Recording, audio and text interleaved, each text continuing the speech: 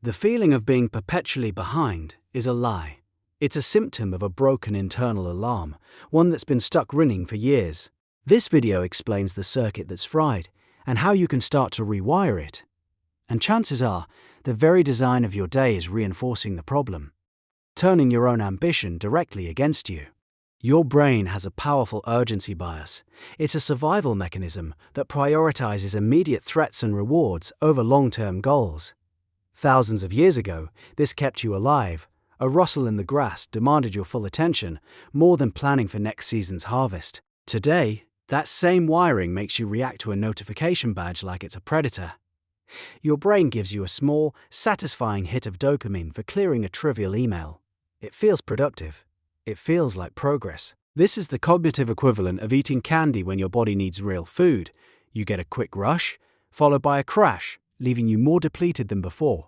Meanwhile, the complex, important project that could actually change your career sits untouched. Why? Because it offers no immediate reward, it only offers difficulty. And your brain, hooked on the cheap high of urgency, will always choose the easy win. But this constant chase is more than just a bad habit. It's a physical state, a chemical cocktail your body is brewing every minute of every day. And you can feel its effects right now. That feeling of being rushed even when you're sitting still is biological. Your adrenal system is pumping out low levels of cortisol and adrenaline. It's the cocktail of fight or flight. Your body can't distinguish between the threat of a looming deadline and the threat of a tiger. To your nervous system, a mountain of unanswered emails and an approaching predator trigger a similar primitive alert. A full calendar looks like a cage. The result is a chronic, low-grade state of emergency. It's a low-grade hum of anxiety, a chemical fog.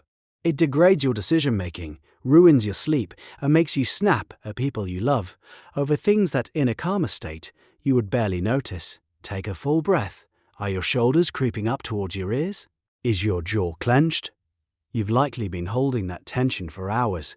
It has become your default state.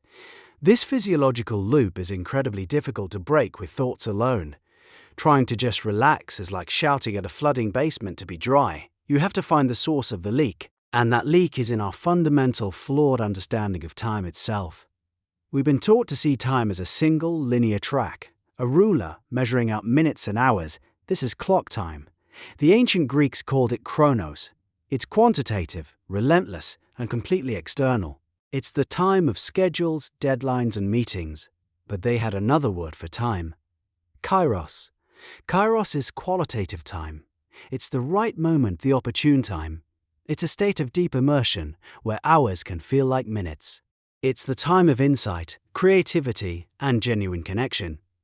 All the work that truly matters, the work that creates real value and provides deep satisfaction, happens in Kairos. The problem is, we live our lives trying to force Kairos-shaped moments into Chronos-shaped boxes. We schedule 30 minutes for creativity. We expect a breakthrough conversation to fit neatly between two other meetings. We are constantly trying to do deep work while staring at a ticking clock. This guarantees a shallow, fragmented experience. A life lived entirely by Chronos is a life of frantic activity that leads to a profound sense of emptiness. You might fill the calendar, but you starve the soul. If the clock is the cage, you need a way to pick the lock. It begins by rewiring your entire morning with a single, deeply counterintuitive question.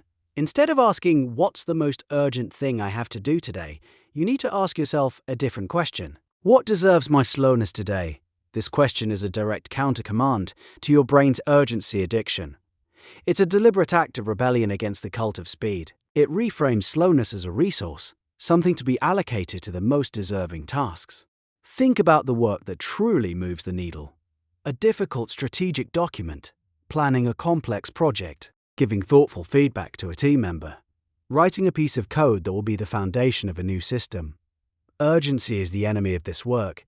These activities demand space, contemplation, and the freedom to explore without the pressure of a ticking clock.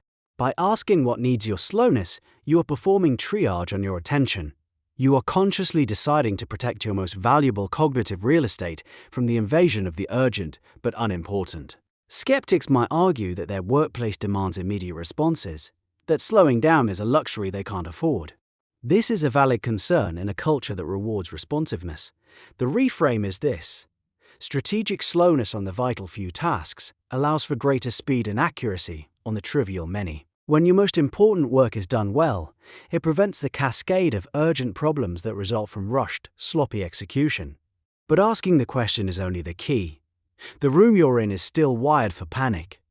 To make this change permanent, you must become an architect of your own focus. You have to build a system where calm is the default. Your willpower is finite. It will always lose to a poorly designed environment. The strategy is to build a system that makes the feeling of urgency irrelevant. This is about architecture, not just attitude. It starts by shifting from time management to attention management. Instead of just blocking out time on your calendar, you block out attention. A calendar entry that says, "Work on Project X is weak." A calendar entry that says, 2 hours of uninterrupted offline deep thinking on the project's core logic is an architectural instruction. It defines the state of mind, not just the task. Next, you build moats around that attention. This means creating rules of engagement with the outside world. An autoresponder on your email that says, "I check messages at 11 a.m. and 4 p.m. is a powerful boundary. It trains people how to interact with you. It resets their expectation of immediate access. This creates the space you need for deep work. Then, you design your physical and digital spaces to align with your intentions. Turn off all notifications, all of them. Create different user profiles on your computer. One for deep work with zero social media access, and one for shallow administrative tasks. Use specific playlists or even specific locations to signal to your brain what kind of work is about to happen. These are rituals. They build the muscle of focus. The goal is to design a workflow where your best energy is automatically allocated to your most important work, and the urgent shallow tasks get the tired leftovers of your attention. Ultimately, this is about reclaiming your own presence. The endless chase for productivity, the addiction to being busy, it robs you of the ability to be fully engaged in your own life. You spend your days reacting to a script written by other people's priorities. The opposite of chronic urgency is not laziness, it's presence. It is the ability to give your full, undivided attention to the task at hand, to the person in front of you, to the world around you. This is the state where you do your best work and experience the most meaning. Your calendar can be a record of your obligations, or it can be the blueprint for your attention. The architecture is yours to design. And this same war between the urgent and the important is why some people work half as much and achieve twice as much, which reveals an entirely different kind of uncomfortable truth.